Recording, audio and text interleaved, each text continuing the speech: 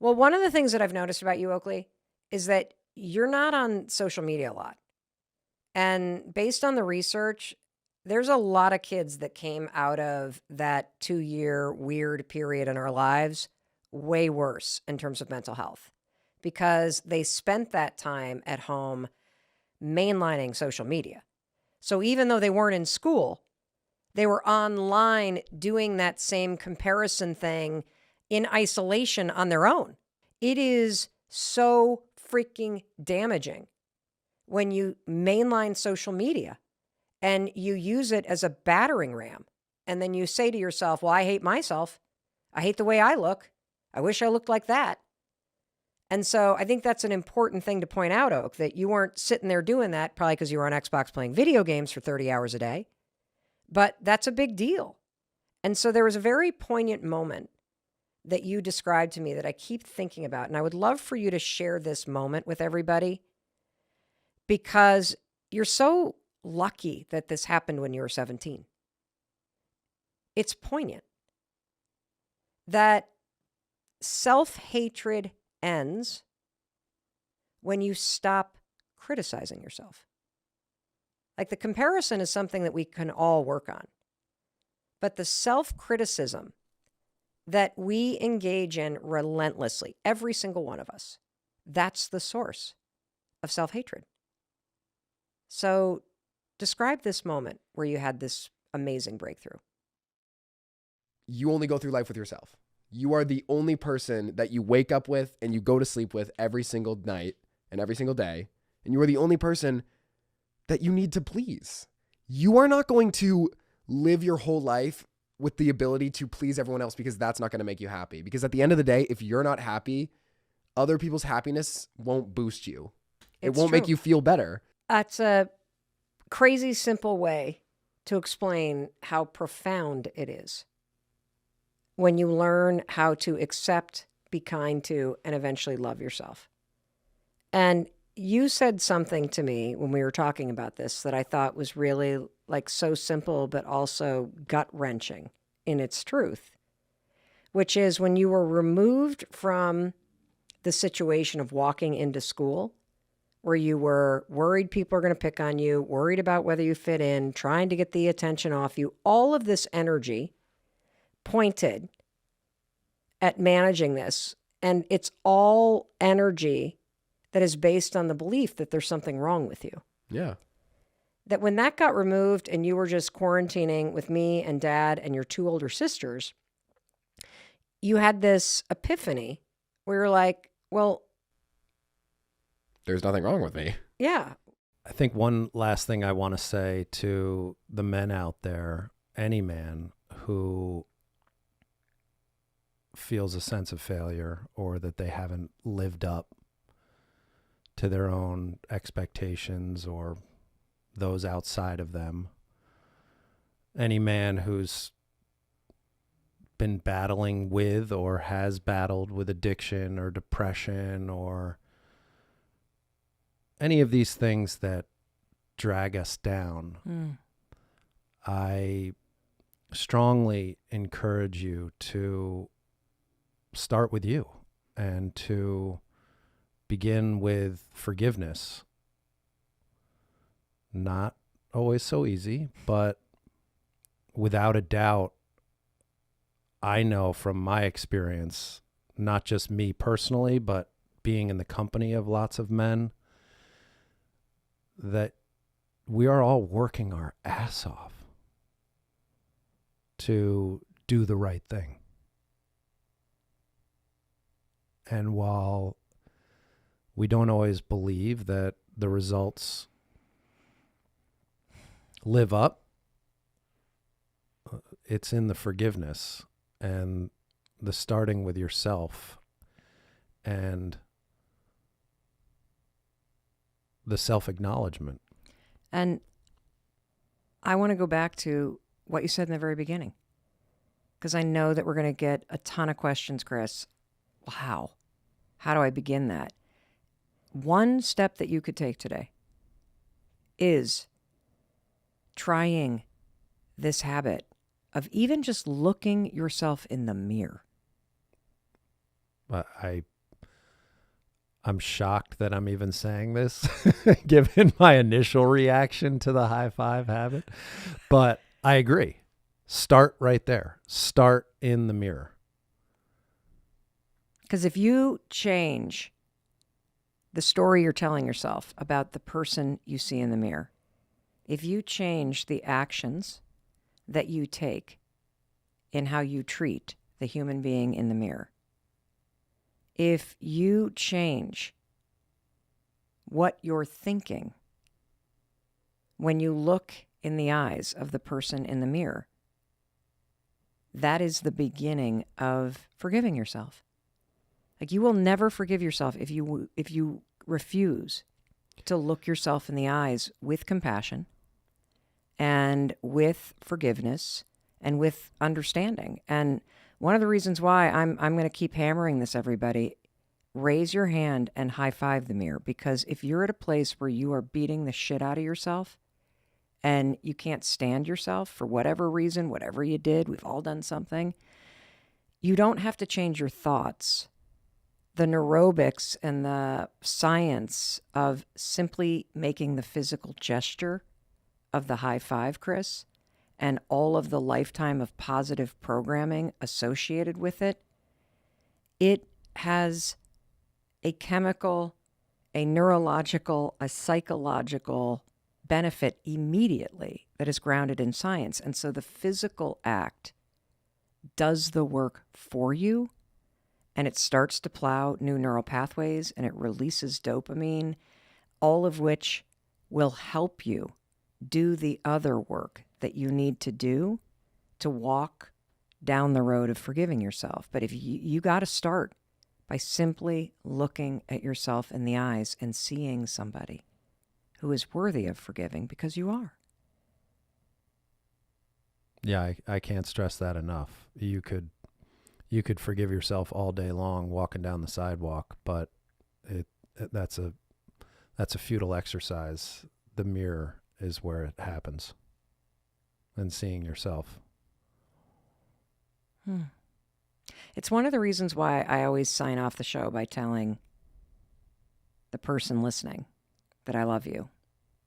I love that about how you sign off. And I know you mean it. I do mean it, because I just know how many people can't look at themselves in the mirror. Like, it's just so sad. And I know how much self-judgment we all live with, because I've lived with it. I even learned that it's been 15 years today that you really struggled with loving yourself. And it breaks my heart. And it feels good to have somebody tell you that they love you and that you're proud of them. And to some extent, unless you're willing to do the work on yourself, to let love in from yourself, to demonstrate encouragement, support, and love by looking at your eyes in the mirror or high-fiving yourself in the mirror, if you can't do that for yourself, you will never let the love in that is all around you from other people, because you don't believe you're worthy of it, and you're proving it based on your actions. What are you thinking about? Because I can see you getting moved. Well, I'm always moved by the way that you sign off and tell people I love you. And it ties back to what I was saying earlier, is just my own experience in being in the company of men who don't, they don't feel that. And I guess since a lot of what I've been talking about is directed towards the guys, I would leave you with one last thought. And that is that while you're standing in front of that mirror and you're looking at yourself, you may feel alone, but you are not alone in either the struggle you have with forgiving yourself, or the judgments, or the failures, or whatever that may be. You are not alone. At a really wild level, there's actually a human being in the mirror who needs you. It's the one person you spend your whole life with. And the moment that you can look them in the eyes and see a human being worth cheering for, you'll realize you aren't alone because you've got yourself. I want to thank you, Chris, and thank you for speaking directly to men because, everything that you're saying is universal. And I do think it's important, though, for men and boys and people who identify as male that you hear a male voice saying these things.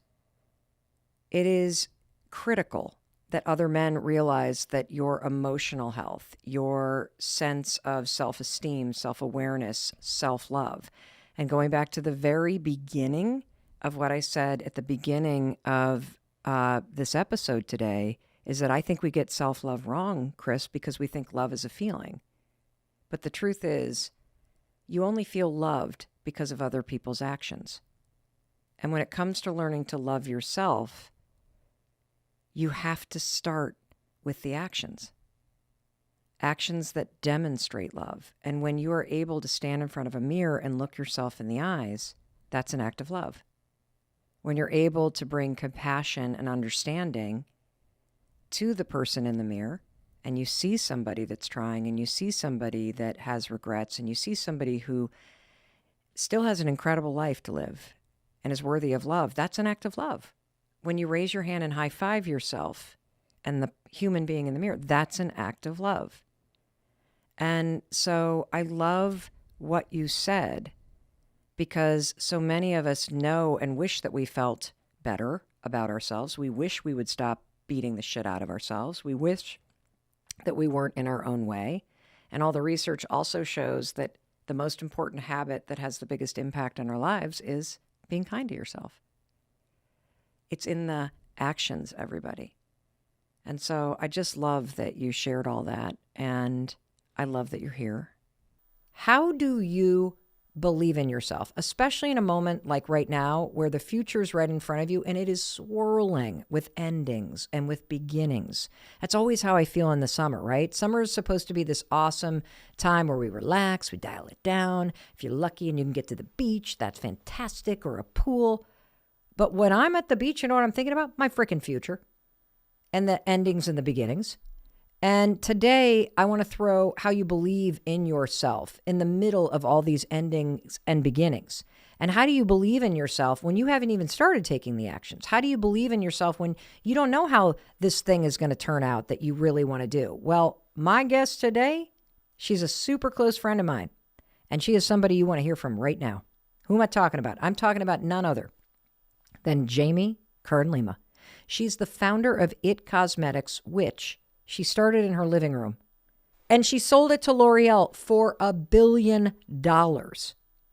And here's the thing that I love about Jamie. Jamie is the queen of learning how to believe in yourself. Because when she started It Cosmetics, she was not some influencer with daddy's money. No. She didn't get a degree in how to start a company.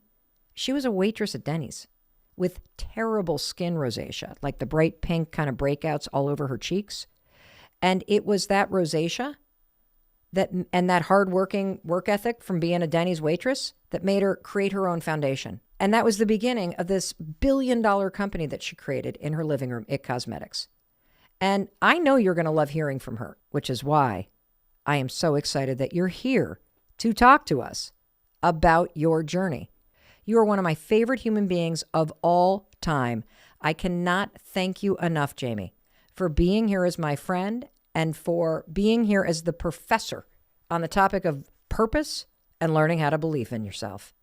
Ladies and gentlemen, let's give a big, warm Mel Robbins podcast welcome to Jamie Kern-Lima. Mel, thank you. Thank you for having me. This is going to be fun and real and raw, and I can't wait. And I hope it just adds so much value to everyone listening. So I'm grateful to be here. Thank you. There's no question, because you have those friends in your life that you don't see very often. Mm. But every time you do, it's like no time has disappeared and you just have this like kind of twinkle on your skin because you just love being with this person. I love you so much, Jamie. I'm actually mad at you that you live so far away from me. So maybe we should just start right there. I love you. Thank you. I feel the very same way. And one of the things I want to share, I know we're going to dive in deep on purpose. By the way, I love Purpose Professor. I'm like, yeah, let's do it. Let's do it because it's one of our biggest life questions. How do I find my purpose? But I just want to say, Mel, something really important to me that I didn't want to leave here without saying. You can edit this out if you don't like it, but everybody listening needs to know this. You are one of the rare human beings that is the same off air, behind the scenes, in your everyday life as you are in all the public things. You know what I mean? And you and I have both met so many celebrities and so many people with millions and millions of followers, and it's very rare they're the same. And one of the things I love so much about you is you are even more funny, even more intelligent and brilliant and kind and raw and real in real life. So that congruency is like 1 in a billion. And I love you. And I'm just grateful to be here for you. Wow. Okay. Just that. I think the episode's over now. No, we got to go back in time because, I think one of the reasons why I wanted to have you on is because the entire mission of this show is to empower and inspire you listening to us right now to create a better life, whatever Mhm. that means for you, to take the simple steps that sometimes feel impossible to pursue your dreams, to improve your health, to create greater connections, to believe in yourself. And Jamie truly is not only the professor of purpose, but her life story is a demonstration Mm. in cultivating belief, belief in your ideas, belief in your intuition, belief in God, belief that things will turn out. And so I want to go back in time because, I've heard you on the stages that you speak around the world talk about how you started as a waitress in Denny's Mhm. and then from waitressing at Denny's pursued a dream that you had of being on television. Mhm. And as a fellow former waitress, I would love to start there. Mm. Yeah, waitress at Denny's, full uniform, name tag to prove Oh, it. I forgot they had uniforms. Full uniform. What was your favorite thing on the menu? Oh gosh, I love the pancakes. You know what? Just like simple. It's so funny how our steps are ordered, I think, in life. Mm. And so often, I remember being a waitress at Denny's. I remember feeling, and maybe someone listening to us can relate to this right now. You have this feeling inside of you like there's something more I'm supposed to do, but you don't know what it is yet. And you doubt it might be possible. And I remember being waitress at Denny's and just feeling like I have these big dreams, but not quite knowing like how do I believe I'm worthy of them yet. And it was this big season in my life. At the same time, Mel, the kitchen at the Denny's I worked at was a disaster. Like they would take an hour to get pancakes out. Hmm. So I learned to talk to people so that they wouldn't leave. They often did leave. Or they'd throw like a dime and a penny on the table and leave. As your tip as if it's your fault Yeah, that the food were, exactly. uh-huh. But it's so funny how, years later when I ended up launching my own business, I'm like, oh, I've got to get the operations right or nothing else matters. It's just those little things we learn along the way. But yeah, after that, I thought my whole life I would have a talk show. I watched Oprah in my living room growing up, so I thought for sure I would share other people's stories with the world. So I went into, did all the jobs, saved up all my money to pay for school, and push grocery carts in the grocery parking lot, sliced meat in the deli, all those fun jobs, and then found myself in what I thought was my dream job, working in TV news. And I thought, this is it, right? And what I didn't realize was I was about to enter this huge season of setback in my life, Mm. of self doubt. I have a skin condition called rosacea, and for me, it started getting really red, really bumpy, and I would be anchoring the news live, thinking like, okay, this is it. And I started hearing in my earpiece from my producer, there's something on your face. There's something on your face. You Oh need my to wipe it God. off. You need to. And I was live on television, right? And I would glance down during the commercial break and I saw, oh, the makeup is breaking up on my face and these big red bumps are coming through.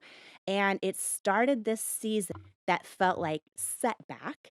But so often in life, the seasons that feel like setbacks are actually setups for what we're called to do. Okay, stop right there. Did you hear that? the seasons of your life that are setbacks are often setups for what you're called to do. I want to just make sure everybody heard that. And I want to take a highlighter and also highlight something that you said about being a waitress at Denny's. And it's this: you said our steps are ordered. Mhm. So, can you explain what that means, particularly to somebody who's listening Yeah. who may feel like, I know I'm meant for something greater. Yes. Why the hell am I at this step? And this does not feel like it is like on the path of where I'm supposed to go. So, Mm, what do you mean by the fact that our steps are ordered? yeah. I believe, everything in life Yep. is happening for us, even when it doesn't make sense. Ugh. Can Um, we just, what do you mean happening for us? I So, to think, somebody that's like really in it, Jamie, yes, yes. what does that mean? Let me frame it around our topic of purpose, right? Okay. So often people feel empty because they feel like, oh, my purpose needs to be some job. It needs to be my job, or it needs to be this grand thing I haven't figured out yet. But for those of us that have accomplished a goal we always dreamed of, we get to it and we're like, oh, this isn't it, right? It's never, in my opinion, purpose is never this big goal necessarily. Purpose is so often when we're able to serve the person we once were, or serve in a way for something we've gone through. And here's what I mean. uh, I think our purpose can be like, oh, wow, I went through a really freaking hard season in my Mm, life. And I now am actually realizing I'm born to be a generational cycle breaker in my mm, family. mm-hmm. That is an incredible purpose, right? Purpose can be like, oh, I've been having a hard season for a long time. And when I actually just take a minute and say hi to someone else who's lonely, maybe it's like in the coffee line at Starbucks, maybe it's the neighbor down the street, whatever it is, you feel in your gut a sense of fulfillment, like a sense of alignment when you're doing something in your purpose. Mm. And I think that the big mistake people make is they think it's this end goal, right? A lot of times when people hear my story and they hear the, oh, Denny's waitress builds $1 billion company, they think my purpose was to be some big entrepreneur. It wasn't? It wasn't. What was it? In the journey of how I did it, Yeah. I took this massive risk, right? Taking my makeup off on national television when I was told not to, and being brave enough to be seen, and Mm. helping other women realize that they're worthy and enough exactly as they are, seeing them as who they are. To me, that is my purpose. And in doing that, it just a byproduct of that with It Cosmetics is we built a company with millions and millions and millions and millions of customers. And what's wild is 5% of our customers actually have skin issues, like I do. 95% don't. It's just that they felt seen and connected with something that spoke to their soul, right? For me, being willing to say, here I am exactly as I am, no makeup, and, all my skin issues. Um, I think people connected with that feeling of, oh, I'm enough exactly as I am. You know what else I think is a really important part of your story? It is waitressing. Yeah. It's pushing carts in a supermarket. Yeah. It's working in the back house of a restaurant. That's Yes. my story too. Helping my best friend on her paper route, bussing tables. And I think when you work in retail or you work in a service job Yeah. and you feel at times invisible, Mm. you start to realize how important it is to treat everybody with respect and kindness, that Yes. there is no work that is beneath you. And when you can bring that level of service to the job that you have right now, even if you hate it, even if people treat you like garbage, even if the back of the house is not getting those pancakes out on time and Yes. people are angry, if you can bring a sense of grace and service and just humility to those roles, I think it changes how you show up when things start working out, because you don't ever forget what it's like to be treated like shit Yes. because somebody was mad that their pancakes weren't out on time. Yes.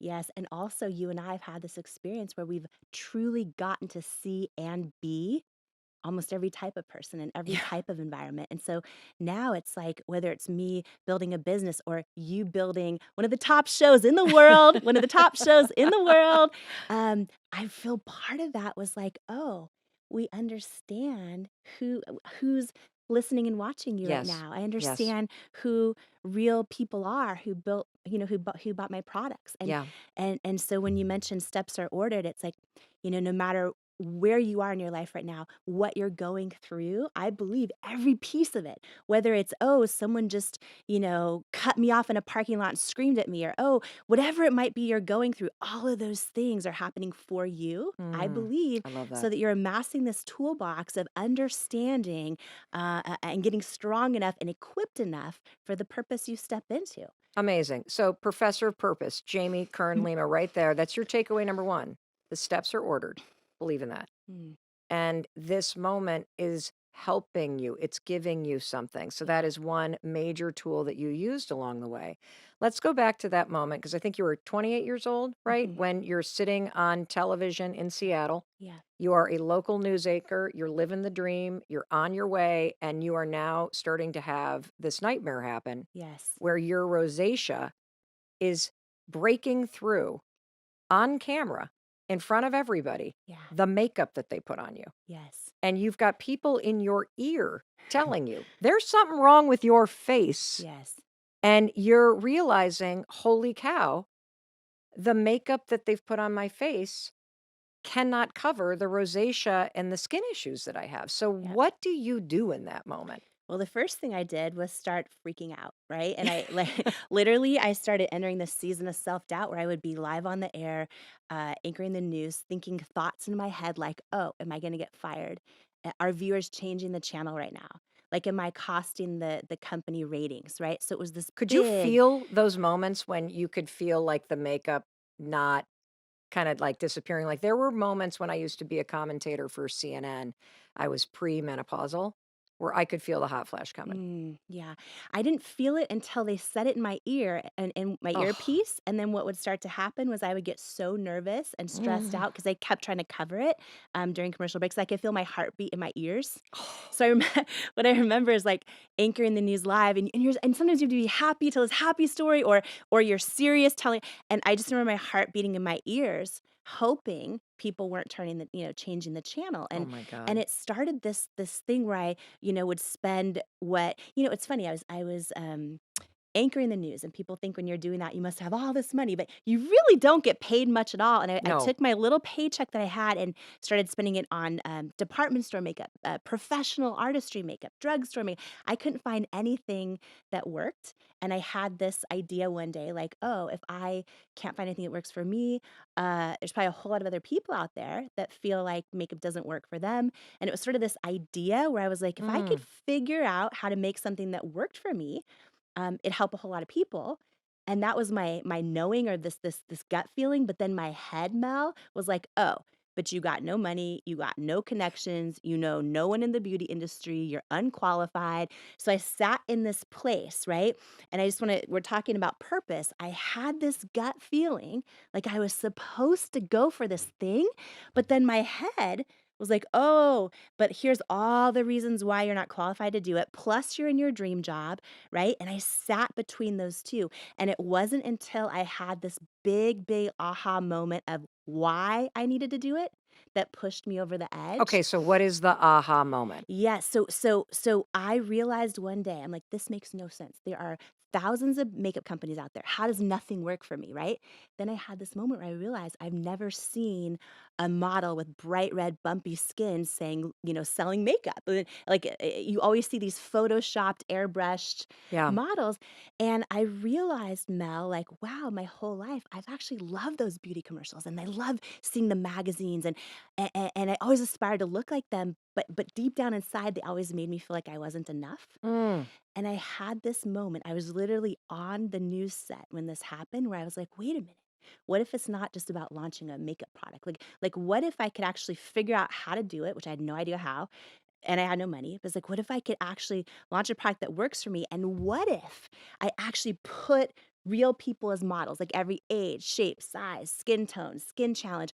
What if I use them as models, call them beautiful, and mean it for every little kid out there who's about to start doubting themselves, and every grown woman who still does, and that deep source of pain from how I was feeling not enough and what could I do about it? That, in my opinion, is one of the strongest ways to find your purpose. It's what has just destroyed you or hurt you that you've maybe made it through, Yeah. and how can you now use that making it through to help someone who's going through it? Okay. That's like a mic drop moment from our professor of purpose, Jamie Kern-Lima. So again, I like to unpack these things to make Yeah. sure this is a I always say this is not just a listening podcast, it's a doing podcast. And I want to make sure nobody's left behind. Yes. And there was billions of dollars worth of wisdom that you just dropped. And so I want to try to unpack it for anybody that is listening to this and you have this sense that you're made for more. Yes. So one of the things that I heard is look in your life and see what problems or frustrations or things that you're struggling with that feel like a setback. And Jamie gave you the example of the rosacea on her skin and her inability to find something that actually could help her solve this issue of being able to cover it up so that she could do her dream job. And that setback is a setup for something new. And then get out of your own sort of selfish or self-loathing or the self-excuses and the self-pity and remind yourself that there are 8 billion people on this planet now. There are other people that are dealing with this. Yeah. And that if you can figure out how to put your energy into making this better for yourself and you bring other people into the fold with you, you now have something that's worth working on because it helps you and it's going to help other people. And I also want to point something out that Jamie will not tell you, but I sure as hell will. And that is that this was about 14 or 15 years ago. So we're talking 2007, 2008, correct? Mhm. In my opinion, Jamie Kern-Lima is the reason why we have this real beauty movement. There always has to be the first person, and she was it. So when you look around the internet and social media and you see people doing naked faces, that was not something people did in 2007. It was all airbrush. It was all perfection. That was the beauty standard. There were no plus size or curvy models. That was Mhm. not a thing back then.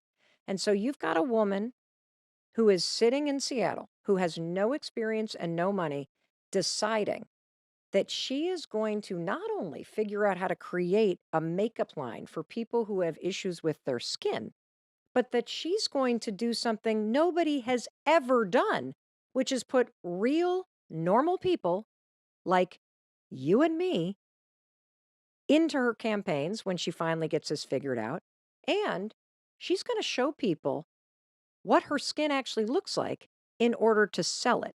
I mean, that was a revolutionary idea. She was the first. And I'm telling you this because you could be the first. You have something inside of you that is a problem, something that you can solve. And you could be the first to change the way that people think about an issue. And so, Jamie, let's pick up the story because how do you go from this aha moment, like, oh my God, oh my God, oh my God, to doing something? Because I Yes. think some of us have aha moments, right? Yep. And then we But we doubt don't him. do anything. Yes, because we doubt him. We Yes. doubt him. We think like, oh, someone's already done it. Yes. Or oh, whatever. First of all, if you're out there right now and you think, oh, you have an idea or a way you want to show up in the world or someone else you want to help, but you think, oh, someone's already done it. Literally, there's only one of you in the entire universe, which by definition means no one has ever done it the way you're going to do it. So Mm. when I launched this, Say that again, Jamie, for the people that are like, whoa, whoa, whoa, kids, calm down. Wait, Jamie just said something. I was doing my dishes. Say that again. Talk about the fact that this matters. this is huge because I think the biggest reason we talk ourselves out of things is we think, oh, someone's already done it. Yes. Someone's already done it before, who must be smarter than me or more talented or more whatever it is than me. And what I have learned and then proven. And I want to tell you too about I'm going to get so excited, Mel, because no, when you do this thing, like, don't be shocked then when there's millions and millions of rejections and people don't get it, right? Because it's never been done before, right? Oh, Because yes. there's only one of you. There's only one of you doing it the way you're going to do it. But just to recap that, there is literally only one of you in the entire universe, right? And so if you are going to show up to this world authentic, that means whatever you do, if it's authentic to you, it's actually by definition, it's never been done before, Hmm. right? And so when you show up that way, don't be surprised if not everyone gets it right away. Or, in my case, all the experts I put on pedestals all said no. That this idea of how I wanted to connect with women, they thought it wouldn't work and they thought I wouldn't therefore make them any money. Um, So, but can I ask you a question yeah, real quick? How did you go from the aha yes, to starting? So what did yes, that look like? Like, because I yep, think like if you're in this space where, let's just use an example. You've never actually, you don't know the first, you have this thing about catering that you yep, just can't get it out of your head. You want to do these events. You've never actually done this because you had never yes, done anything with makeup. You had yep, no idea what you were doing. yep. You have an idea and you have an aha moment. Hmm. What was the first thing that you did to start to make this real? So leaning on that, why I had to do it and why Mhm. it felt like it was going to be part of my purpose was a Mhm. big thing that helped me actually take the risk, quit my job. Wait, you And quit your job because you had an aha moment? yeah, it was deep. I was like, if I had What did it all, feel like? it felt like, if I didn't do it, I would wake up the rest of my life with this pain in my gut, this longing, knowing I was created for more. It felt like if I didn't do it, I would have the pain of regret. And Mm. if I did do it, I might have the pain of failure and maybe the pain of embarrassment and then maybe the pain of, oh, wow, that doesn't feel like it went how I thought it was. I knew it was this big risk. I Yeah. knew I was leaving what I thought was my dream job. Why did you have to Um, quit your job? Just curious. it was literally from day one, I was all in. Like I dove all in. I knew if I was going to do this, I needed to just go all in on it. And I started, I do not recommend this, but I started working like 100-hour weeks from the beginning. I was so freaking passionate about it. Like I couldn't stop thinking about what if I can actually figure this out? What if I can literally, because it became a So big did you have dream. any savings? Like, do you have a little bit of Very savings? little Because you didn't savings. pay yourself for the first 3 years that you did this. First 3 years. So basically, my husband and I wrote this business plan, right? Yep. Quit our jobs, dove all in our living room. We poured all of our savings into it. I thought, Mel, and this is for someone watching us right now. I know this. I thought if I can figure the product out, it's going to be huge. Right. And then I realized like, oh, being an entrepreneur or launching a dream is not always that easy. We put every penny we had into it and once we actually created a product and we were scrappy. If you And want to how know did you how, create a product? Like, are you in your yeah. kitchen buying stuff at the grocery store, or how does this even work? Okay, so no, so so first, I love that technology is right there, right? So researching how are makeup formulations made, who makes them, what are the FDA regulatory compliance, all the unsexy stuff I know nothing about. Just diving into the research phase of how does this happen, and then what I learned is that manufacturers are makeup companies' closest held secrets, right? Like closest held secrets. They won't disclose who they work with, but a Hmm. lot of these big manufacturers work with all the top brands that you see or a handful of them. Gotcha. So I So started, so are you saying that all of the brands and top brands that you see are basically manufactured by a handful of companies? yes, Okay, handful of got it. companies, and then some do it in-house as well. Gotcha. So what I did was scrappy. I walked into a Sephora. I wrote down the name of every single brand in there, went home. I had no money, right? Cold call every single brand and saying like, "Oh, I'm looking for a really great manufacturer. Could you let me know who you manufacture? And then they hang up on me. You know what I mean? One after another, after another, after another. And I got this really small brand in a totally different kind of positioning where the girl who answered said, "Oh, here's who we use. They're in New York City, blah, blah, blah." So that was my first manufacturer. Reached out to them, had a meeting in person, had no money, poured this idea out to them. They took a risk making me samples. And that's how it started, was just really being scrappy, and trying to figure it out. All of our money had went into the product development formula and the Yep. advisory board of the product. Yep. And I thought, okay, now we have a product that works for me, right? This was after hundreds of formula iterations. I thought that was going to be it. So is this like year 1 or year 2? Like, how long did this take? Yeah, it took a good first year to Okay. get that product. And then what I started doing was sending it to everyone I thought was just going to believe in me instantly. So I sent it to Sephora and Ulta Beauty and all the department stores and all of the online retailers, QVC, which is, live television shopping channel. And I thought, oh my gosh, this is going to be huge. Every single one of them said no after no after no after no. And to your point, it became 3 years of not being able to pay myself, 3 years of hundreds and hundreds and hundreds of no's, of crying myself to sleep at night. Were you and your Um, husband like fighting like crazy? Like, you should go back to work. You should, but why do we do that? Like, were you like doing you that? you want to know what it was? Yeah. We still believed in it, but we weren't sure how we were going to make it. It was like friends and family that were like, wait, you quit your job? Are you sure you should have quit your job? Or wait, you still haven't made any money? Like it's been 3 years, right? So you hear all of this, the voices get so loud. Yeah. The loudest, though, were my own self doubt. Sometimes we take a chance and go for something because our gut is telling us to do it. And then all of a sudden, you face all this opposition and you start to question, is my gut wrong? Is my knowing wrong? And there were so many times where I would literally get this another brutal no from, Sephora or QVC or whoever it was. And I would just literally cry myself to sleep. I would pray about it and be like, God, I feel like I'm supposed to be doing this, but nothing is going right. So let's just pause in that moment. How do I stop trying to find it outside of me? I don't even know how to begin to find it inside of me. In fact, you mentioned that you were depressed, and I was reading an article where you were interviewed, and you said that you were writing in a journal during this period, and the first entry you wrote was, "I don't remember being happy, and I don't think I'll ever be happy again." And now you're like the world's guru of happiness. So in that moment, though, Sean, you had an experience that I think everybody has at some point. I'm not happy, and I don't think I'll ever be happy again. And so what's the first thing that you would want somebody to know if that's where you are right now? I think the very first thing I'd want is actually the recognition. Because I kind of wish I had known that earlier, that whole thing we're talking about. 'Cause I think you're right. I think we all have that moment where we realize, I thought I'd be happy when, and then it didn't work.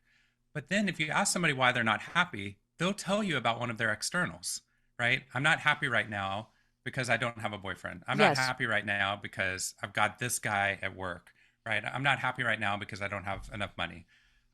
So I think the very first step might be acknowledging it, that the human brain is designed to foil any attempt that success will guarantee happiness. Because every time you hit one of those targets, we change what we think would create happiness. I think the best example of that is actually the pandemic, because I think at the beginning of it, in the middle of it, everyone thought, think how happy we're going to be when the pandemic wanes. That's And true. the pandemic is waning, and we don't have that guaranteed levels of happiness. And what we forgot was there wasn't 100% levels of happiness before the pandemic, right? So I think the first is a recognition that this isn't working. From there, I think that it requires a mindset shift and a behavioral shift. In that article and in the work that I do, I research what we can do to create happiness when the world doesn't look like it should. And I think one important caveat to that is that while I'm talking about what we can do internally, that doesn't negate the need for external changes. Yes. We have systemic reasons why there's inequality, discrimination, and racism that we should fight. I Absolutely. believe what gives us the power to fight that is the internal changes. Yes. So, and that everyone needs to do it, not just, the people seeking happiness, right? And the people who are being discriminatory need to do it too. So let's start But- with the mindset. What is Yeah. one step, one simple step that somebody who is sitting alone, like Sean, unhappy Sean, back in, the mid 2010s, writing, I don't remember being happy and I don't think I'll ever be happy again. How the hell do you change your mindset? Because if you keep saying that to yourself, you're not going to be able to access happiness within. Right. Well, I think there's something unique in that moment because I was attempting to do something about it because I'm trying to write in a journal to be happier. I'm just like, I don't think this is going to work, which we know from research, that's not a great mentality. Like you can predict the course of treatment based upon whether or not you believe the doctor can heal you, right? So that was not an auspicious place to start. Okay, so Sean, are you telling us that what you're about to tell us to do is going to work and we should believe in our ability to change our mindset and to take actions and to access happiness? Yes, I would wholeheartedly say that. Not only because I've experienced myself, but then we've researched it ever since. I mean, what I've learned in this research is that depression was not the end of the story at all. And that even in the midst of a broken world, in fact, only in the midst of a broken world have we ever been able to create happiness. So the question is, how do we do so? I think the starting point is realizing not only that our strategy wasn't working, but acknowledging that there are multiple realities in this moment. And one of them is, I don't have a boyfriend or girlfriend, or I don't have this money, or I don't have this job that I want, or I'm frustrated about whatever it is. I think when you acknowledge that that's true, you could say that's one reality, but there's also some other realities as well. Last week, I went to the hospital because I was having chest pains. You I'm were? young, yeah. I was in ER. I missed my very first talk in 2 decades, and I realized in that moment when they strip you of kind of everything, and the doctor's going to knock on the door. When the doctor knocked on the door, I was like, this could change my life. It didn't. I was completely fine. But in that moment, like my whole life changed, right? My whole life could have changed and was completely disrupted within those moments. I think when we realize that there's multiple realities in that moment, one of them is I missed a talk. I'm not with my family. I'm in a hospital I don't want to be in. That's true. On the other hand, I'm going home today, right? I'm going home to 2 kids that I love and a wife that I love, right? Those are equally true, but in the same reality. And because my brain has a limited amount of resources, I need to choose. And I need to choose what I'm going to be focusing my brain on. There is so much negative in this world that I could spend the entire rest of my life focusing upon that and upon my fear. But that doesn't serve me at all. It's not a valuable reality for me. That in the midst of these multiple and true realities, I'm going to look at the ones and focus on the ones that are going to allow me to fix the negative parts of my life, or that are at least going to give me the optimism, happiness, and joy to take the next step and the next step. In depression, I just needed a step forward. I felt like I just stopped moving. So I started doing these habits, and these are the habits that we know work. And these are all the things you know about as well, right? Gratitude, for example. And I think that this would be my answer to someone sitting there and to that, that 26-year-old boy who was feeling this, was in those moments, I needed to scan. I need to stop scanning for all the deficits in my life. And I need to use some of those finite resources to scan the world for the things that I was grateful for. And it was hard because my brain kept being like, yes, but what about this? Yes. But what about this thing you don't have, right? Yes. So I had to literally train my brain. And we train it exactly like we've seen anything else with the human body, is I had to keep doing it, right? Like I can't build a bicep if I only lift a weight once, then I'm done, right? I had to do it every day, and I had to create a pattern out of it, even when I wasn't sure it was going to work, and even when I could see no change in my life. I'd say for the first, easily for the first 2 weeks, I saw no change in my life. Well, I'm just sitting there trying to. Oh, go ahead. You sorry. I'm just sitting there writing down things I'm grateful for, and my life still feels terrible. Like I remember breathing hurt when I was depressed because like everything hurt, like and everything didn't seem like it was worthwhile. I What think one kept thing you that's really going? important to say. So that's the thing. I don't get to talk about this much in any of the interviews, so I'd love to talk about this too, because I think you're going deeper, than some of the surface questions we normally get. I think that the habits are what pulled me out of depression. I write my gratitudes. I journal. I do exercise. I write a 2-minute kind note almost every day. I'd say 90+% days since my mid 20s.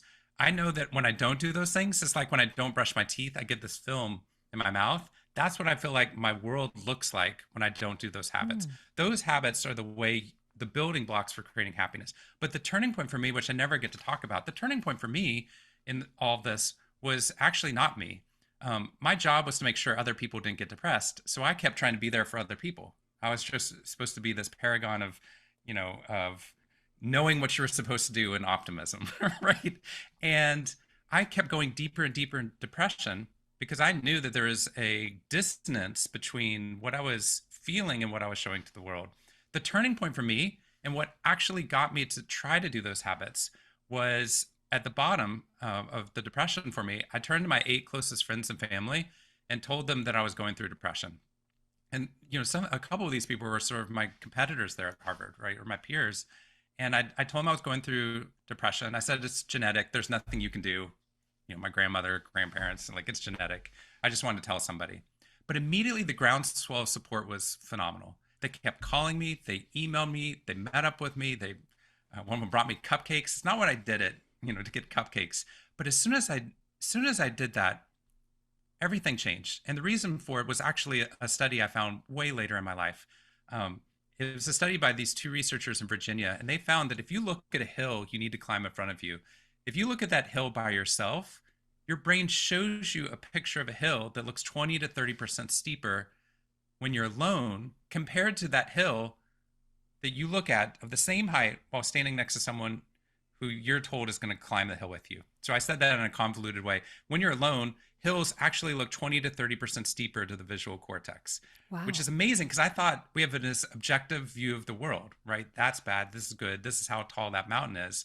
And what we realized was it was one of those matrix moments where I realized that the world is not objective, it's subjective. And that hill, those challenges are collapsing and expanding based upon whether or not you think you're radically alone going through this and trying to get out of this, or whether you're with other people.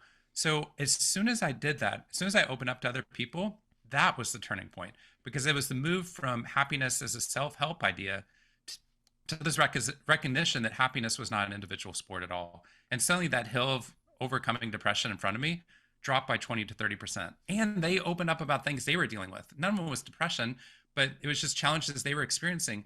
And we started creating these meaningful narratives and social bonds that made me want to do the habits because there was something worth doing the habits for. So it was a combination of habits and social connection and a mindset shift that allowed in that moment to break from this idea that nothing matters and that there's nothing that I can do that matters and that I have to just wait for the world to change. Well, it makes perfect sense. And it reminds me of the fact that the Surgeon General just had that op-ed piece that went viral yesterday about the epidemic of loneliness.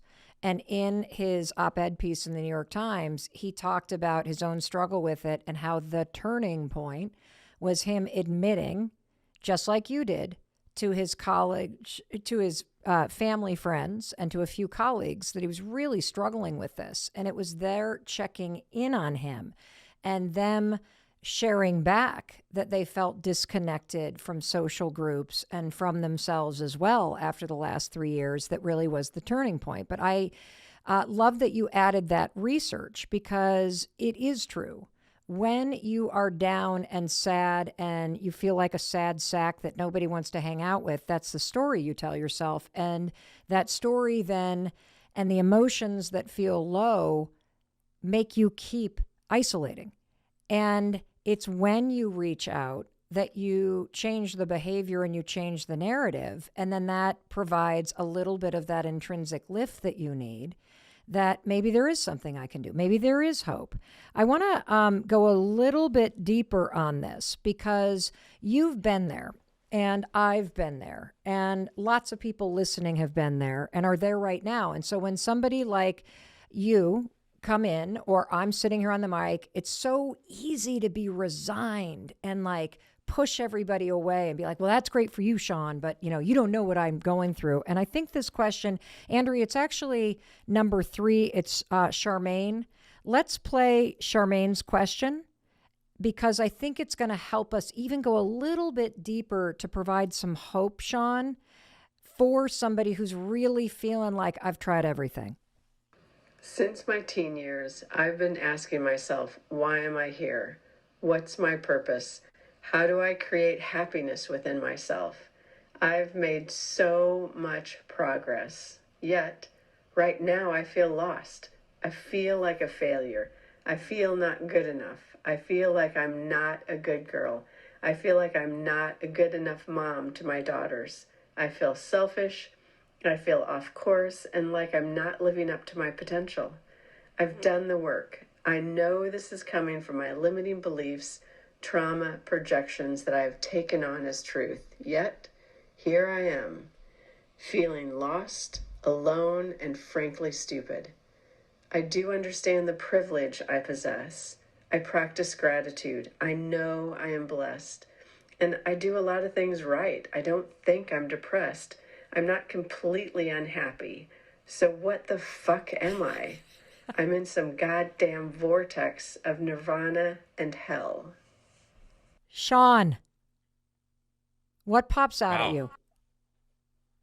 So many things. First of all, how self-aware this person is, right?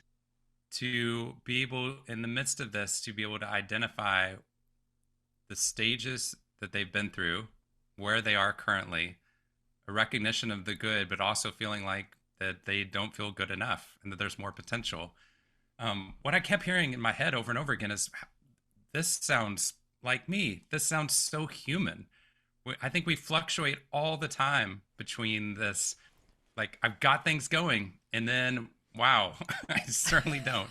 Like, if I have a really productive Monday, I get everything done and I'm super cleaning the house. Tuesday and Wednesday are terrible. Like, I'm exhausted. I don't want to do anything. I feel like I waste every Tuesday and Wednesday whenever I have an amazing Monday.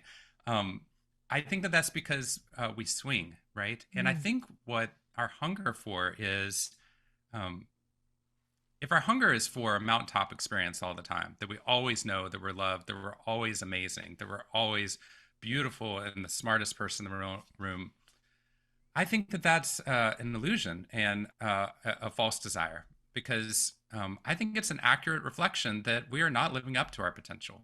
I think that that's true all the time. I think that I could be doing better as a dad. I could be doing better as a husband. I know that when I work really hard at being a great dad, I know I immediately look around at all the people where they're doing amazing things at work, and I'm like, whoa, I'm so behind. Then when I do a ton of stuff for work or travel ever, then I'm like, oh, I should be a better dad, right? I swing back and forth between this. And I think what we need are those anchor points in the midst of it. So if what and where those anchor points come from, um, you had me on the show or to join you because I researched this, but I also went to the divinity school before getting into this. So what motivated my beliefs in why positive psychology mattered came from this belief that the story we tell ourselves and the lens through which we view the world changes how we act in it and where we find our meaning and where we find that value. And I think that those narratives, those belief systems, can answer some of those questions about how can I feel loved even when I'm not achieving my highest, right, or my potential. I think in the world that's very difficult, because then we get on Instagram and we know exactly who's doing great, based upon likes, right, or based upon some sort of quantification, or money can tell you who's doing great and who's not, and none of those fill that void. So where those anchor points could come from, I think that they have to come from other people as well. There was a study that came out of Stanford that found that loneliness had nothing to do with actually the number of people within your life. Loneliness was simply the absence of meaning you felt in the relationships with other people and their meaningful impact upon you. That if you weren't doing anything meaningful for other people's lives, then you didn't feel social connection for the people that are around you all the time, right? And vice versa. So if that's the case, if meaning is what's driving our levels of happiness, then I think my grandmother said it, she's like, if you want a friend, you have to be a friend. And I was like, okay, that's overly simplistic. And I Not also want a really, girlfriend, actually. right? That's not working out for me. I can't be the girlfriend, right? So I, in that moment, like I didn't understand. Now I get it. What we're finding is that when people are experiencing that fluctuation back and forth. I think we're searching for meaning, and people search it for in different ways: religion and philosophy and psychology. Um, I think that a lot of the things that we search for don't work out for us, which is why we get to the point where she's talking about where we feel this vortex of I've got it, I don't have it, got it, I don't have it, because we're reaching onto things oftentimes that are illusory while we're grabbing onto things that are true. My mentor Tal Ben Shahar said that you're never as great as you think you are, and you're never as bad as you think you are. And what I loved about that is that meant that there was a middle path in the midst of it, right? That sometimes when I think I'm a great, speaker or whatever it is, then I get humbled very quickly by anything, right? Or if I think that I'm, not doing great, then occasionally I'll get an email and it's like, hey, this was really important to me, right? That middle path was actually the one that I wanted to be in. And it's this recognition and being okay with, I am not at my full potential, but that's okay. And the reason that's okay is because I'm having a meaningful impact upon other people. So that habit that I mentioned of writing a 2-minute positive email praising or thanking someone else, I found that one to be probably the most helpful of any of the things that I've researched, because you can take someone in a socially isolated state with high levels of introversion, and if every day they scan for one new person to write a 2-minute positive email to, they stop on day 8 unless we pay them $15. On day 8, that's when they realize fully that they're not a crazy extrovert with all these friends that they could write to. They're like, I wrote to everyone on my favorites list and my mom twice. That's everyone. And then they scan and they remember, who's that mentor who got me into this job? Or who's that high school teacher that seemed to have some answer to some of those questions that that person was just asking? Or what about my kid's first grade teacher who transformed my son's life, but I don't talk to them anymore because my kid's in second grade. Right. And you start to see all these people that are in our lives that we're not connecting with, and a 2-minute email thanking them or praising them or saying, I've seen how you've been going through breast cancer, and it inspires me that you're able to find happiness in low health when I struggle to find happiness when I seem to have higher health, right? That those moments, that just brief meaningful act using technology for 2 minutes, we found that if you do it for 21 days in a row, your social connection score rises up to the top 15% of people worldwide, right? That's including extroverts, right? And what we found was that you were lighting up these nodes of meaningful connections on your mental map of social connection. And that, I think if you look at the philosophers, I think if you look at religion, I think if you look at psychology, they keep breaking down this idea that you can achieve happiness alone, that you could just figure out your thoughts enough and then you did it. You can just maintain your happiness. That happiness and meaning only come from this interplay with the ecosystem, with others around us. I love that. This, I want to go ahead. Or if you're about to talk another study, go for it. I was just going to tell one quick study. It's Please. a beautiful one. It's not about humans. You probably heard this one. This was also in the New York Times as well. They had there's a study where they found all these fireflies everywhere light up individually and randomly in the dark, and that's how they attract a mate. And their success rate per night per bug is 3%, which I'm told is good.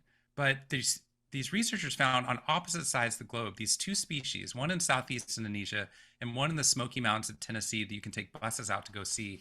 And these fireflies have these neurotransmitters that allow them to all light up and all go dark at the same time, which is beautiful, but not that smart, because we live in a survival of the fittest world, right? We're told be the fastest, smartest, brightest light shining, otherwise you'll never be successful.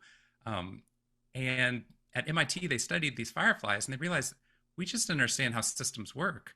That when they lit up together, seemingly with their competition, the success rate doesn't drop. The success rate goes from 3% to 82% per bug. It's not like one bug does better. The whole system was doing orders of magnitude better than we thought was possible, because as they lit up together, their light became brighter. And it was attracting more and more potential mates than a single light would have been able to do, and create these virtuous cycles. And we kept seeing the same thing when we looked at humans. We found that the greatest predictor of long-term levels of happiness, as you know, one of the greatest predictors is social connection. Mm-hmm. It's the breadth, depth, and meaning in your social relationships. So it's not something you could figure out in your head, and then you did it, and then you can hold happiness forever. It's about finding a way of lighting up with other people and getting them to light up as well. So, Sean, what I love about what you just said, especially in response to that question from Charmaine, is that I was listening to her just tick off one negative, nasty, critical thought after another. I could feel like this heaviness. And then all of a sudden it occurred to me, wait a minute. I bet happiness is broken into two things. It is from the neck up, and it's the things that you tell yourself. But it is also, and probably way more important, that you think about the things that you're doing from the neck down. And that's where these habits come in. That if it's all doom and gloom from the neck up, you're not going to feel any sort of motivation, hope, or interest in lighting up with everybody else. But if you can force yourself to start ticking off these simple habits that you recommend, that you practice, that you've researched, and you just highlighted the one of taking and making a 2-minute note, just a 2-minute note every single day for 21 days, it will have an impact in how you feel, which of course will start to shift all that shit you've been saying to yourself, which probably is stuff that you heard your parents say to themselves. And so what I love about your research is that you're also making it actionable, because I think that's part of the problem, that when we feel shitty and we say shitty things to ourselves, we don't take the actions that actually change it. I heard one time I was on a plane and the woman sitting, I don't know, kitty corner behind me and, to the back, she said she was talking to somebody else loudly that she had just met about all these psychological understandings about herself, like literally a litany of all the psychological problems that she had. And I realized she said she'd been going to therapy for years. She had this incredible knowledge about herself and understanding where she was. And it didn't, at no point did she ever mention anything she was doing about it, right? She was talking to a stranger about it, right? Which, was more trauma dumping than actually trying to move forward. But I think there's this moment where, I really thought that if I read enough books that I'd find happiness, right? I thought if I read enough books, I'd be smart and then people would like me. That was completely not true, right? And I think that we take these paths, and I love what you're saying there, is that there's this interplay between the beliefs and the actions that we do. You see the same thing with religion, right? Between this faith and works, right? Like it's the things you believe, but if you say you believe those, but you're not doing any of those, I'm not sure you actually believe these things, right? That there's got to be connection between those. And what I would say is, in addition to that, is don't try to do it alone, right? I think that we treat happiness like self-help. Like I know our books are in self-help sections sometimes, right? But as soon as we do this on our own, without that friend, without that mentor, without those people that we're doing meaningful acts for, then we get frustrated very quickly and think we're doing something wrong. And what's wrong is actually the formula. Like happiness never works out if it's an individual pursuit. And that's one of those other mindset shifts I think was crucial to find, that there wasn't, you can't do enough yoga to force yourself into happiness unless that yoga causes you to be more peaceful with that interaction with your mother-in-law. That's like happiness applied.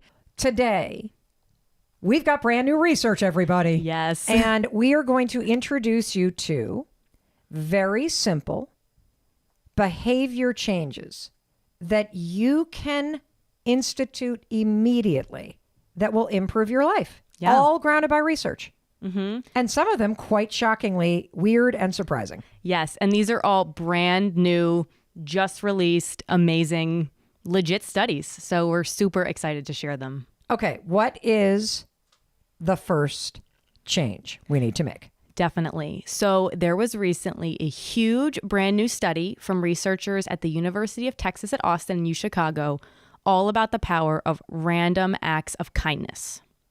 And this study is called "A Little Good Goes an Unexpectedly Long Way, Underestimating the Positive Impact of Kindness on Recipients." Okay, but we all know that acts of kindness are things that make us feel good. But why is this brand new research something we have to pay attention to? So like in the year ahead, acts of kindness, people, all day long. How come we have to pay attention to this? Definitely. So what the researchers really looked into is, why do we not do random acts of kindness? Because what they found is they're actually pretty uncommon.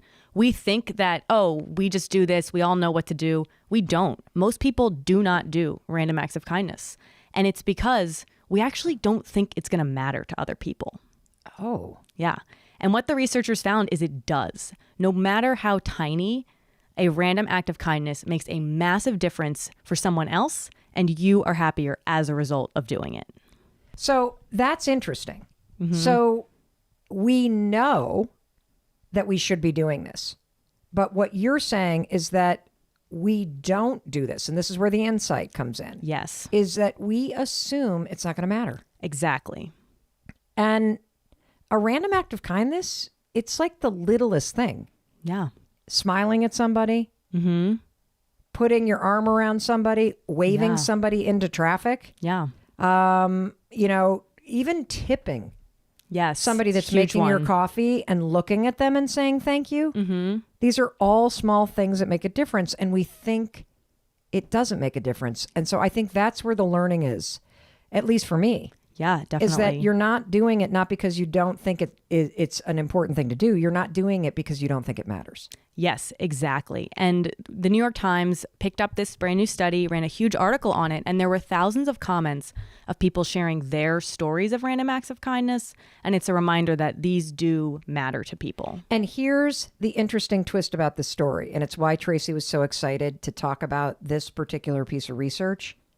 The stories were not from people who were like, oh, I started to pay a forward chain. No. Which, by the way, you know how everybody starts doing the pay it forward chains typically around the holidays where you're going to buy the coffee for the person behind you? I saw this interesting post by somebody who used to be a barista who says that is a complete nightmare for operations because it gets confusing whose drink is whose and what got paid for, and people don't know how to grab the drink. And that if you want to do something nice in a super busy coffee shop, look at the person making the coffee, tell them thank you and how much you appreciate them, and give that minimum wage person a tip that is the cost of a cup of coffee that you would have bought for the stranger behind you, which I thought was really interesting. But this piece of research, which really impacted me, is all of the comments were not about people bragging about their acts of kindness. It was people sharing stories about how an act of kindness from a stranger or a teacher or somebody in their life changed the trajectory of their life. Their entire life. Yeah. Why don't you read that one comment that had us all just get goosebumps? Yeah, definitely. So this is a comment that was within the article. The comment said, as a child, I lived in absolute poverty with an abusive parent. I had a music teacher who one day stopped me while walking down the hall and simply said, "Are you okay?" I broke down. He took me to his office, fed me his lunch, and allowed me the space to pull myself together. He told me, "You're in a bad spot, but it doesn't have to be your life." That small gesture gave me the hope to believe in myself and allowed me to start considering a future where the cycle of abuse and poverty don't exist. 30 years later, he was right, and the cycles have been broken. That small moment changed my life, it changed my partner's life, and it changed my children's lives. I want you to take a minute and I want you to think about a moment, Yeah. an act of kindness that somebody else did for you that was meaningful. And when you think about it from being on the recipient's end, from you being the one, even if it's just as simple as like you were running super late for something and traffic was monstrous and a stranger waved you in with a smile, how that makes your energy shift. That's what I want you to think about when it comes to this brand new research. Yeah. Please, act of kindness, all of us, start incorporating it into our day-to-day lives. All right, what's next? Okay, great. So this second piece of research is very exciting as we think about the new year is coming. A lot of us want new fitness routines, but it always seems to be easier to talk about creating that new routine than actually implementing it. Okay. Especially when you're busy, like you and I both are. This is a brand new study that is called Less Gym Time, Same Results. I'm down. Less gym time, same results. Let's go, people. What do we Brand do? new big study from researchers at Edith Cowan University in Australia, along with whole research teams in Japan and Brazil. Listen to this. All you need to do to build your strength is do what's called the eccentric muscle contraction, aka the second half of any exercise. Okay, I don't know what So- you're talking about. Imagine that you were standing up Uh-huh. to sit down in your chair or to squat. Okay. It's simply the motion of the sitting down part, not the standing up. Okay, so let me see if I'm getting this straight. So are you basically saying that so many of us are losing the benefit of certain things we do all day long? Like for me, plopping into a chair. Yes. I let gravity do the work. I do not consider sitting in a chair exercise. Are you telling me that this study says that I can consciously sit in a chair differently and I will be exercising? Yes. It says that one muscle contraction in this downward movement for just 3 seconds a day can increase muscle strength if you do it each day. What? Oh, okay. So you're not even necessarily talking about how, like, if you're doing bicep curls, you know, how people are like, you got to slow down and not just flump the weight And that down. is true. And that in the research, they did use bicep curls to say people who just did the downward and then put their weights down.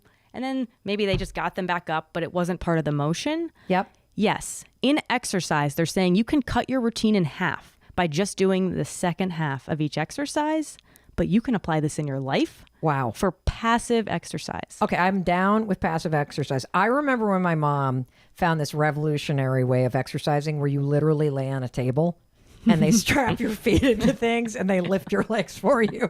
I'm like, I'm pretty sure that's not exercise, but if it works for you and it gets you there, great. But so I'm going to unpack this because there's two benefits to this. Passive exercise, everybody. What was the fancy word? Eccentric. Eccentric. So it's true, when I do strength training, I focus on lifting up the weight. I don't get intentional about resisting it dropping down. And the lifting up doesn't seem to matter that much, according to the research. Whoa. Yeah. Whoa. Now let's do the chair thing. So I want to try this. So I'm standing up. Okay. And normally when I go to sit down, I just like plop down. Yeah. You just went right into the chair gravity right now. did the work. Yeah. And the chair took the beating. Yes. Okay. So now I'm going to stand up and I'm going to... You are slowly going down. Okay, now my shins are engaged. Great. And now you're holding down for 1, so I don't 2, leak. 3. And also, this is like an ab exercise. My butt is like an inch above the chair, and this is like a squat. The research is saying if you can once per day for 3 seconds slowly chair sit, you have just exercised. Building your muscles. I'm doing this. Could be easier than a whole weight training New Year's resolution. My life has just been changed by passive exercise research. Ladies and gentlemen, Tracy, genius. Thank you. So we've got acts of kindness, remembering how profound they are for somebody. Yes. Even just a smile. Oh, one act of kindness that I do all the time. Whenever I see somebody that has their nails done, particularly like the tips and the cool stuff and the designs, I always compliment them.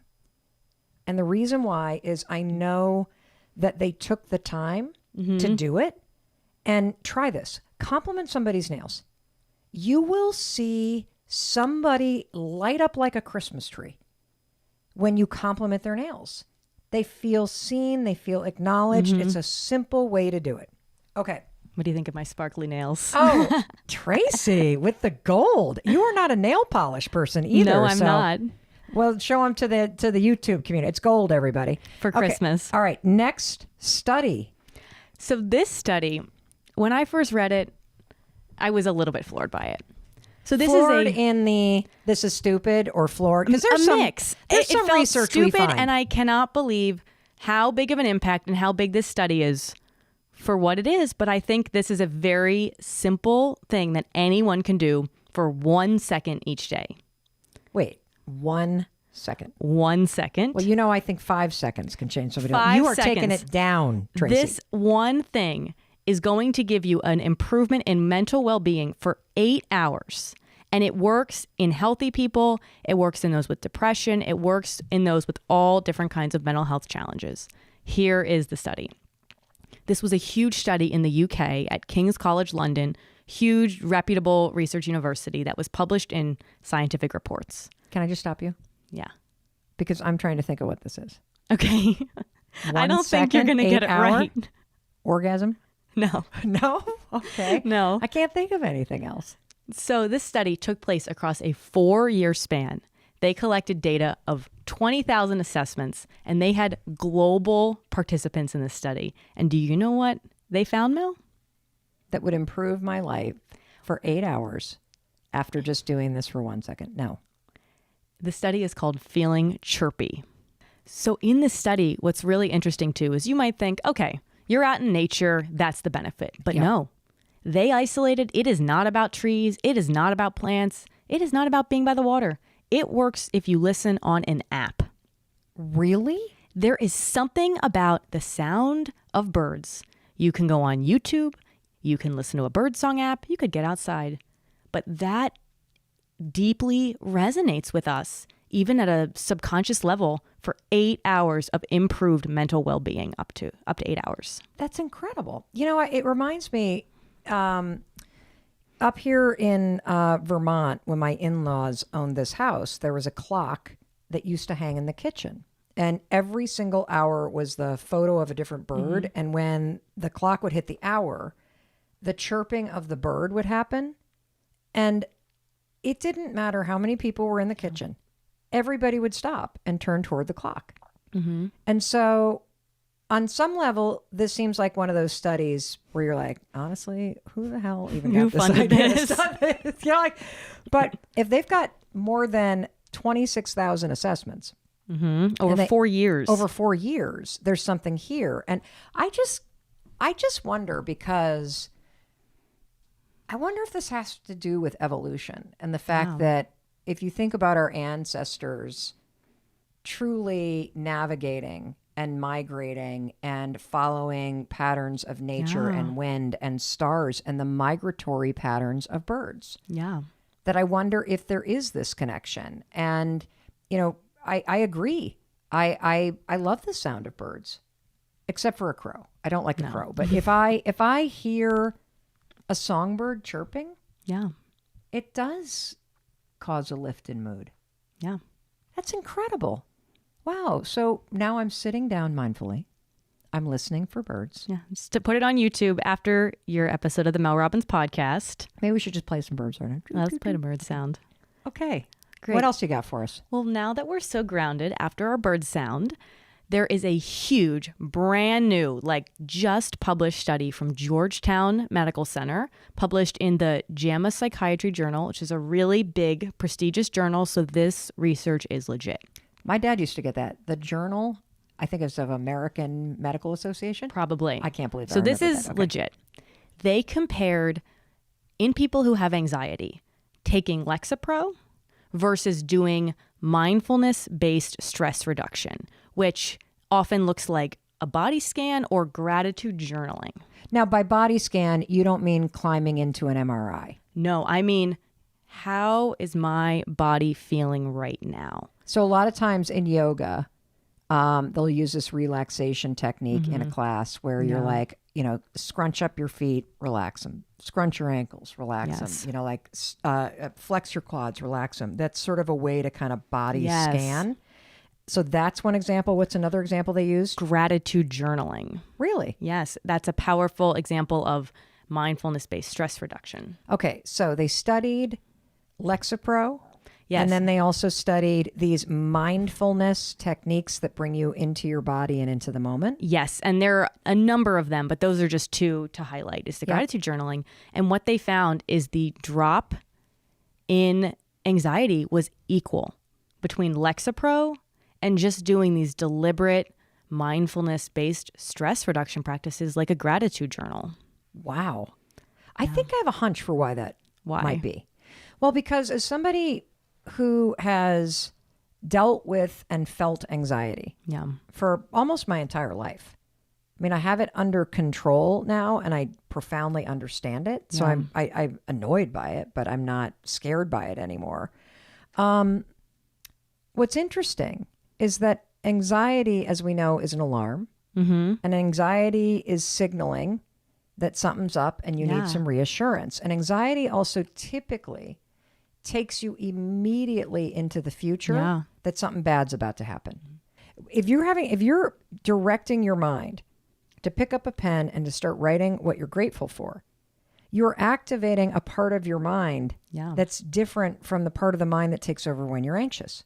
Mm-hmm. And so it's a way for you to almost like shortcut in your own mind this skill of pulling yourself into the present moment. And if you are having a panic attack or you're anxious, you're not in the present moment. Exactly. And so this makes a lot of sense. Yeah, definitely. And the research, still emphasizes that there's a need for medication and for practices, but in conjunction can have a really, really powerful effect, especially in how your brain actually changes, what areas are active. Well, and the other thing that I've found personally and that we know based on the research is that the more that you practice these strategies, whether it's doing a body scan of your own body in the moment, whether it's gratitude journaling, whether it's certain forms of breathing, whether it is redirecting your thoughts. The other exercise we talk about a lot is the 5 senses, where in a moment where you feel anxious,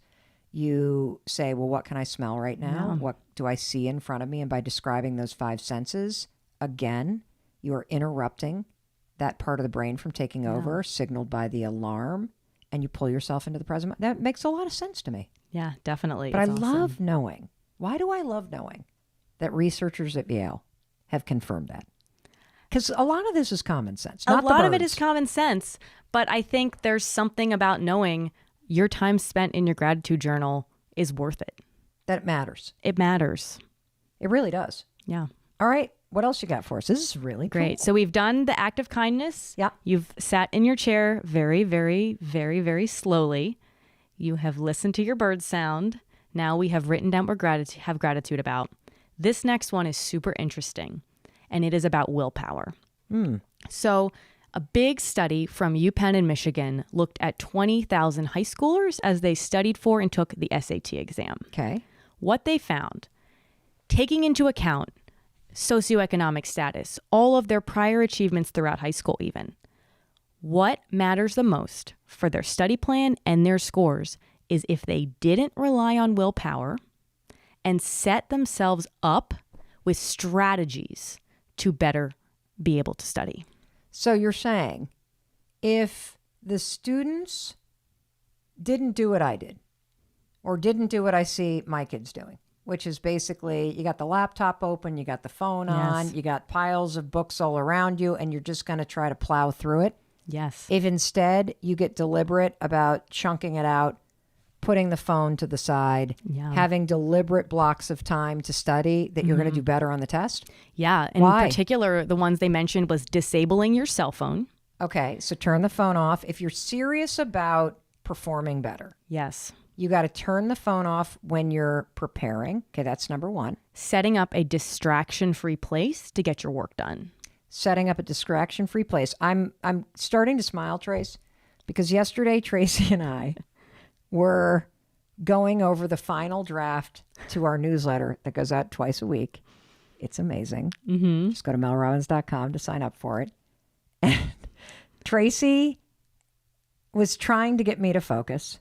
Mel was doing some online shopping That's while writing the newsletter to you guys, 2 tabs open. And so Tracy was so awesome. She, without skipping a beat, you didn't even look at me. You just reached your hand over and shut the laptop and then shoved it away from me. You did what the study's telling. And do you know how quickly we wrapped up the final of it? Yeah, we focused right in and an awesome newsletter went out. Totally.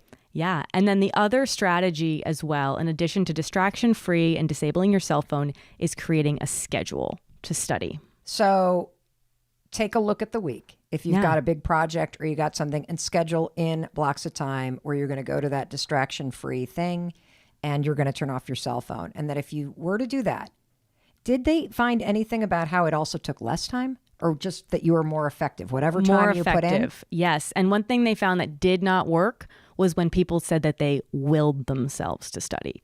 Willpower did not lead to results because willpower fades. We can't rely on willpower. And while this is about the SAT, you could probably generalize these results for anything where high performance or studying or preparation is needed.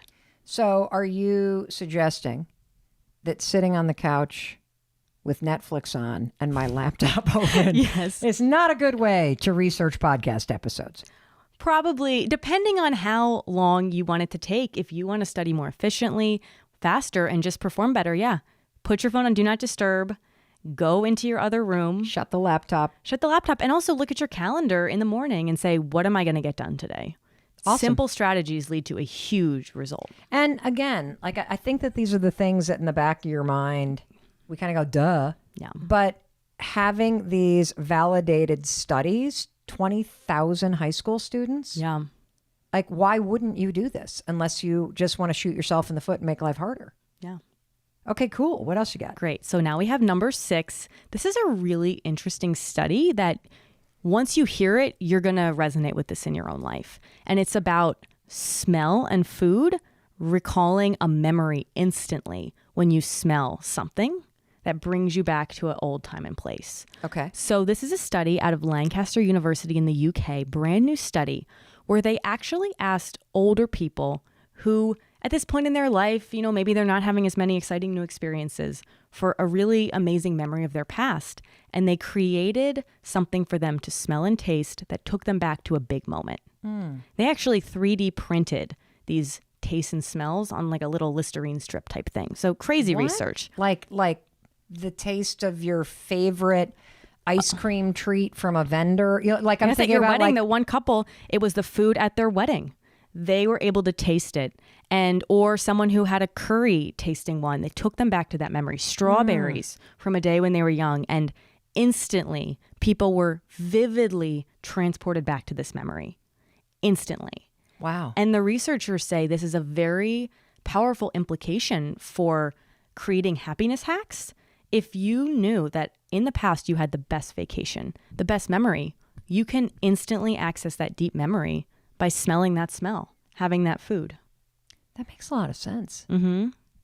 My wheels are spinning because I'm thinking about my friend Pete Sheehan, who made me a cup of tea once. Mm-hmm. And he was very particular about how he made it because he Yeah. said only his mother has ever been able to make tea Yeah. that tastes as good as this certain way. Yeah. And what I bet it brings him back to his childhood. Yeah.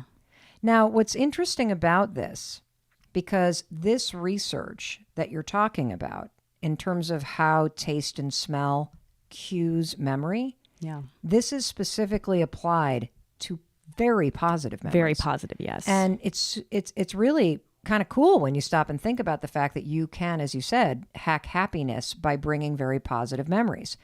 I remember a really interesting story that has always stuck with me because we know that this is true Yeah. based on trauma research. Mm-hmm. That smell in particular can trigger a trauma response. And Yeah. I believe it was in the book about trauma that was written, by a PhD medical doctor talking about how trauma can immediately bring you back to that just terrible thing that happened. And so the researcher or the psychiatrist was talking about how he was treating a high school student Yeah. who had severe abuse. Mm-hmm. And all of a sudden, this kid had gone from being like a really great student and doing well in class to almost flunking out of this math class and being really disruptive in this math class. And it was very uncharacteristic of this kid to act this way, particularly in the math class. And so the therapist leaned in to try to figure out what the heck was going on.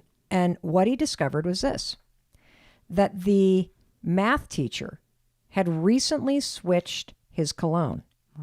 And he was wearing cologne that was the same cologne that this kid's abuser had worn. Wow. And so just the math teacher coming up behind him Wow. and the smell of that would trigger all of the Gosh. trauma, which of course made him agitated and untrusting and not able to pay attention. The therapist got the math teacher to stop wearing the cologne. Issue gone. Wow. And so we know based on research that this is true around trauma and negative Yeah. experiences. I think it's really, really encouraging to hear that smell conjures up positive experiences. In fact, I'm thinking about the fact that my grandmother used to wear a particular perfume. My father used to wear a particular cologne. And whenever I smell it Yeah. or smell traces of it, I immediately remember them. Yeah. Oh, this is so cool. Didn't you have a friend that did this with her wedding? Yeah, definitely. Intentionally? What happened? Yeah. So I'm going to be getting married this year. And I was talking to someone who just recently had their wedding. And I asked if she had any advice for me. And she said something that I have never heard before. She said, figure out what your smell is going to be at the altar of your wedding ceremony. Because that is a smell that for the rest of your life can transport you back to that moment. She said she picked out a very specific flower, one of her favorites with her favorite smell, and did a massive arrangement right where she was going to be standing at the altar during her wedding ceremony. And she even sprayed something, a smell there, so that she said for the rest of her life, she can instantly transport into that memory. And she said to me, I highly recommend more than anything else that you do that.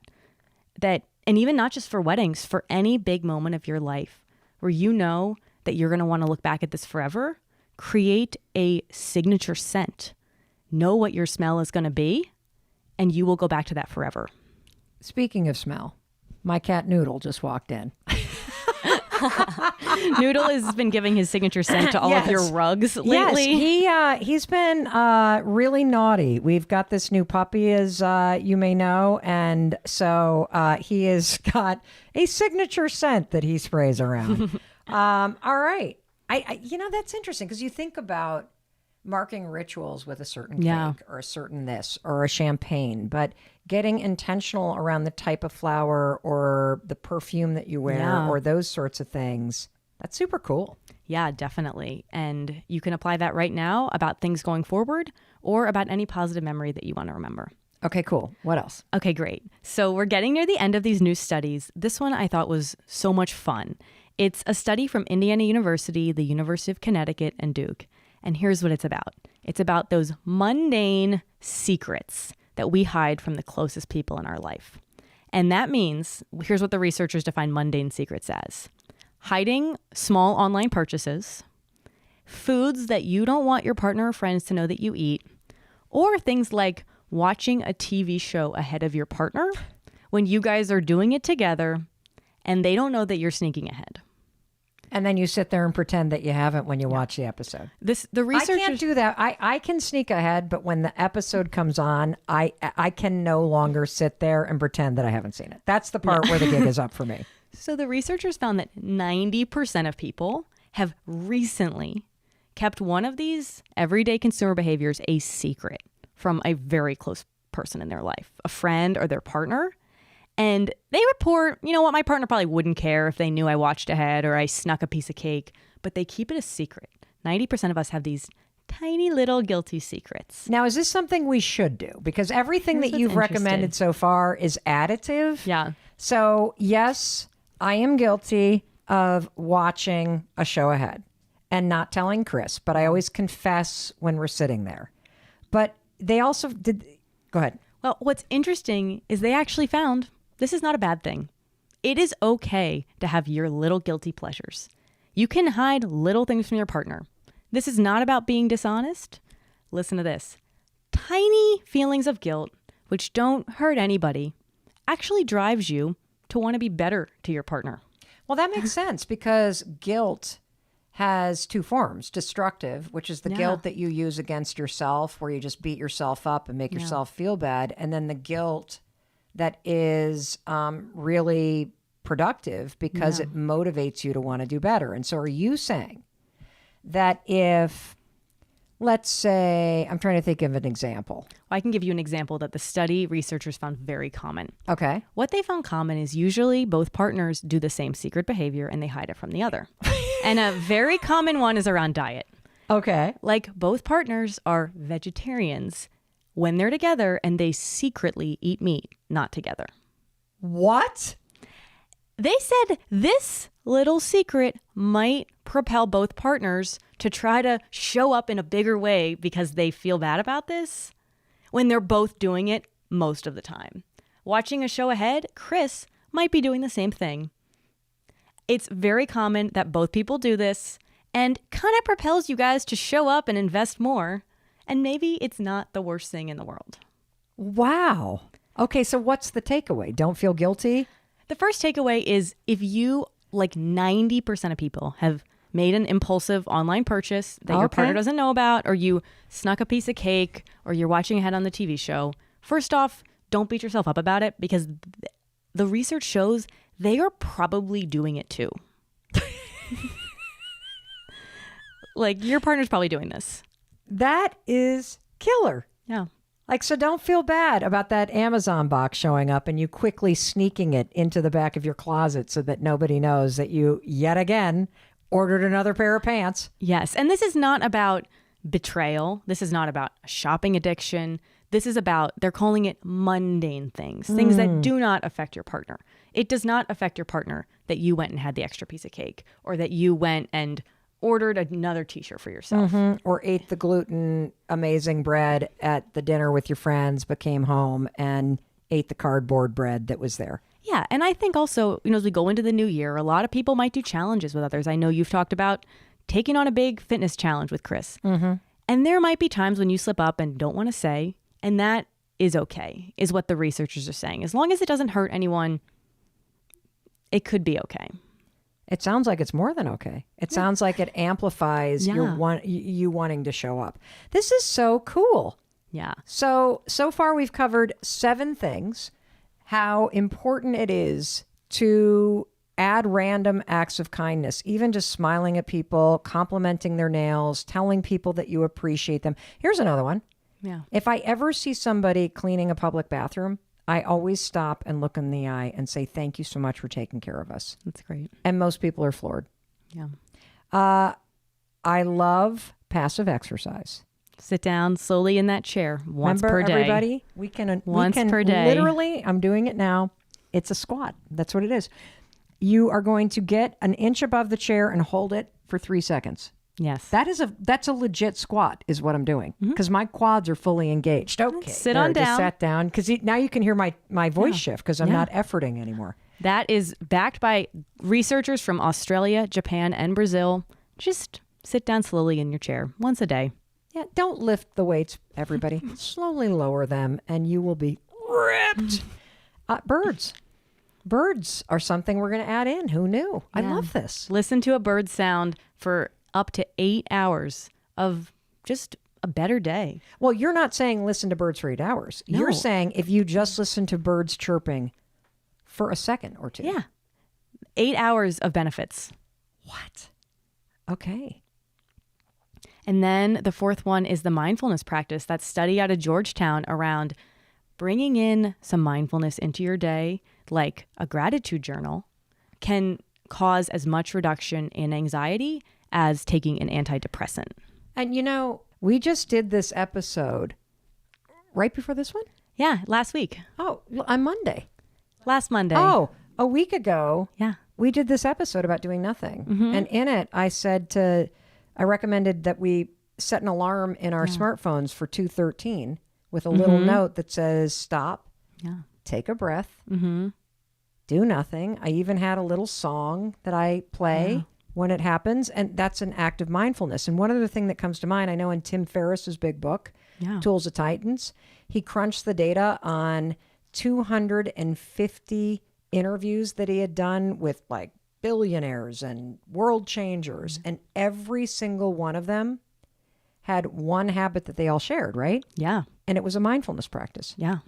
So I know you know this, but when you start to understand how compelling the research is, not only about how it changes the neural pathways in your brain, makes you a more positive and calm person, but to also know that in research studies, it has the same effect of dropping anxiety by 30% as prescription medication. That's worth paying attention to. Yeah, definitely. Definitely. And then our study number 5 was do not rely on willpower for success, for accomplishment, and for getting important work done. Go on Do Not Disturb. Help someone have you stay accountable. Go into a quiet room. just like those students who succeed on the SATs did. Awesome. Schedule in success. Don't just muscle through it. Yeah. What else we got? Oh, smell. I like this one. Yeah. Think about putting more positive smell associations into your life, whether it's Yeah. bringing positive memories to mind, or it is creating positive experiences by getting intentional about the smell. I love this. Yeah, definitely. And then we had our one sneaky TV show watching, sneaky meat eating. So just giggle about it. Stop making yourself feel Stop bad. making yourself bad because everyone else is doing it too. And there's one final change. Yeah. So this piece of research is something that researchers actually show is the easiest habit to make the largest impact in your life. And what is it? You can tell them what it is. It's being kind to yourself. This is so profound that I want to dedicate the next episode Yeah. to just the research Yeah. on how to be kinder to yourself, because this recent study I know, and the irony is, of all the things that you could change in the coming year, the research is conclusive that learning how to be kind to yourself as a daily practice Yeah. has the single biggest impact on your happiness, on your meaning, on your sense of purpose. And the sad thing is, it is the one we practice the least. Yeah. And this is so important that the very next episode that we drop in the Mel Robbins podcast is going to go deep on the topic of being kinder to yourself, how to make it a habit, why it matters. And we are also going to do a bonus episode with it where we're going to take people's questions about it, because yes, let's squat down on the chair. Let's listen to the birds. Let's structure our study time. Let's get the smells going, people. Let's be mindful. Let's, what were the other one? What was the first one we did? See, I've already forgotten. The first one we did is around the random act of kindness. Amped up the kindness. Let's go. And kindness towards self Yeah. is the biggest thing you should do, which is why we're going to talk about it in the next episode. Hey, it's Mel. Thank you so much for checking this video out. And if you like this one, I have a feeling you're going to like this one too. I'll see you there.